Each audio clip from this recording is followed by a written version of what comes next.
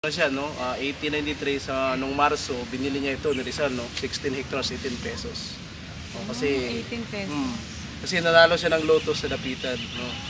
That is 20,000 pesos second prize, then 6,200 sa kanya kasi hinati kasama yung gobernador, no? Si Captain Ricardo Canacero, and then yung taga Dipolog si Francisco Aquino. Puro sila Espanyol, no? Then at that time, lumipat siya dito kasi meron na siyang pera. Kasi yung temporary house niya doon sa plaza, yung sa Casa Real. Yung may ano doon, mapa ng Mindanao na ginawa ni Rizal, yung malapit sa simbahan. Yung plaza, designed by Rizal, siya yung nagpaganda doon.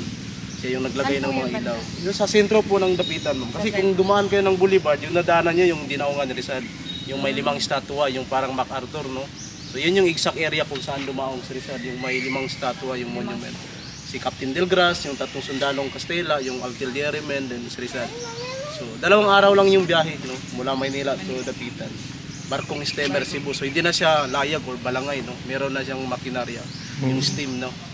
Pero matagal din, once a month lang yung biyahe dito. So, mahirap itakas Rizal. Feel good.